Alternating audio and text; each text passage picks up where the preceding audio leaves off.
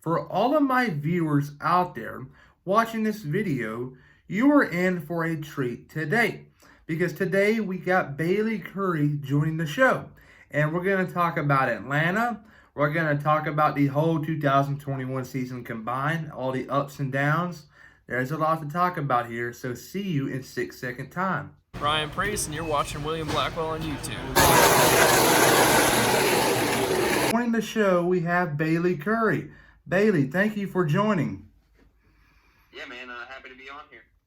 All right, here. We're going to start off pretty quick here. Question number one. We are about 5.5 months into the NASCAR season for 2021. What are some of your key takeaways so far? I've had my ups and downs this year. We've run good, but we've also had a lot of mechanical issues and things like that that just kind of taken us out. But I think we've definitely had speed over at MHR, and being able to jump in the niche stuff and run well has been really great too. I've really enjoyed the season overall with all the new tracks we're going to between COTA and Nashville, and Cup going to Road America.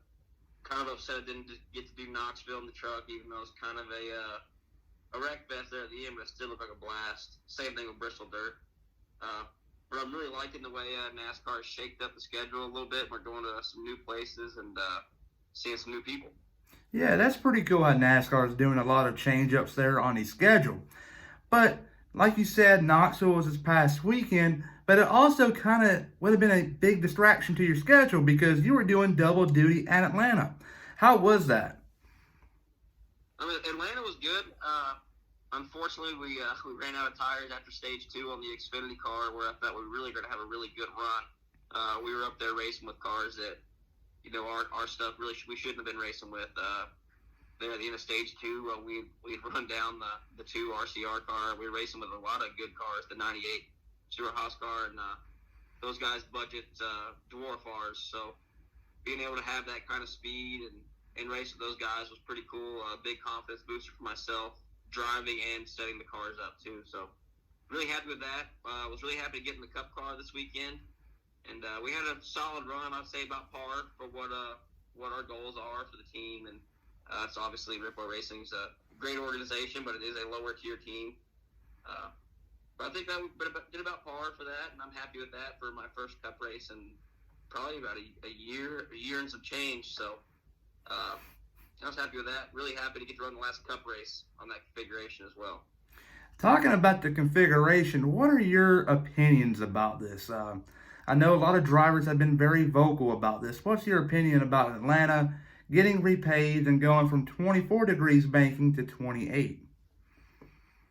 Honestly, man, I loved what is now the old Atlanta. Man, that place was slick. I mean, this is what everybody else talks about, Slick, you got to get up on the wheel. I felt like that was probably one of my best tracks. I just feel like I kind of had figured out kind of something different and kind of running my left sides pretty much all the way on the apron, and just running through the bumps. Felt like a Baja truck half the time, but I mean, it was always fast. So I'm kind of upset that's going away. I don't really have anything positive or negative to say about the new configuration. I think it's going to be a little bit narrow. It'll be like a 1.5 mile Darlington with a little bit more banking, I think. We'll see. We don't really know. No one's driven on it yet. So we'll just have to wait till next year and see how it goes. And before then, I don't want to talk bad on it or say anything bad on it just yet. Yeah, I think that's a fair point. But I know we're still talking about this, but what is your opinion though for NASCAR and Atlanta Motor Speedway together to get on iRacing and try out this just from iRacing? That's just crazy. They're not going out there and doing it themselves. They're doing it on a virtual simulator. What's your take on that? Yeah, I think iRacing is obviously a great tool in order to test those things out. I wish that maybe we could have, as the drivers, could have got a little input on that. I mean, maybe say, here's the beta for the track. Go try it out. Tell us what y'all think. Tell us how you think the racing will be, what we can do better. Because I think if we're going to use that tool, you should use it to the fullest, and use all your resources you can with said tool. And it would have been cool, really, as a driver, to try to say, okay, well, I liked it, but maybe we can do something different and see what other drivers think, and maybe give that feedback back to them. Yeah, that's a fair point. But yeah, like you said though earlier, you ran both the Xfinity car and Cup car this past weekend.